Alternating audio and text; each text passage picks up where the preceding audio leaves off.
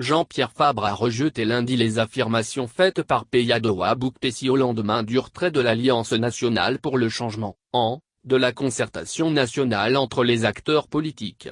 Le ministre de l'administration territoriale avait accusé le parti de Jean-Pierre Fabre d'avoir quitté les discussions à la veille de la clôture. Faux, se défend l'ex-chef de file de l'opposition pour qui le ministre a tordu le cou à la réalité. Le président de l'AN a révélé lundi avoir envoyé au total 3 lettres au ministre de l'administration pour le prévenir des semaines avant la décision de ne plus continuer les discussions. Jean-Pierre relève que son parti a envoyé une lettre le 27 mai, une autre le 16 juin avant d'animer une conférence de presse sur le même sujet. Nous avons envoyé une première lettre au ministre le 27 mai dans laquelle nous avions dit que nous nous désolidariserions du semblant de consensus qui se dessinait contre son gré. Entre le 27 mai et la date de notre départ, cela faisait 6 semaines.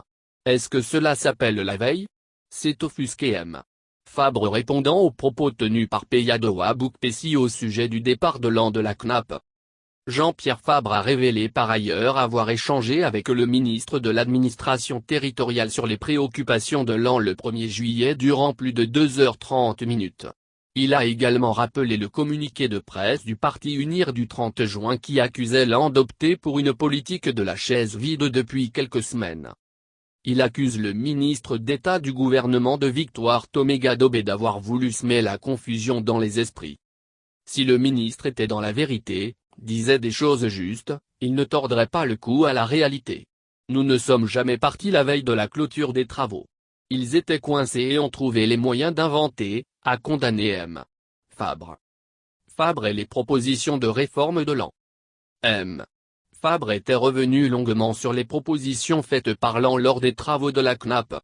Ces propositions étaient relatives à l'assainissement du cadre électoral et à des mesures d'apaisement du climat politique.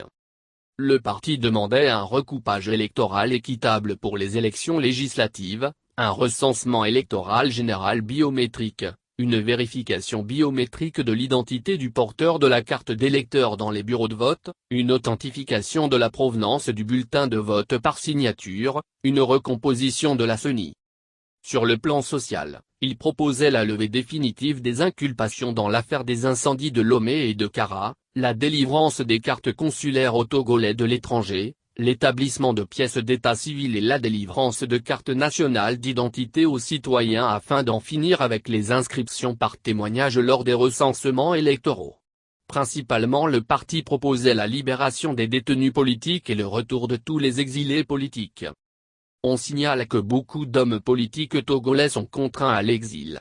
Les derniers qui se sont ajoutés à liste sont Tikpi Tchadam, instigateur des manifestations du 19 août et Abeyome Kodjo, président de la Dynamique Monseigneur Kepodzro, candidat à la dernière élection présidentielle.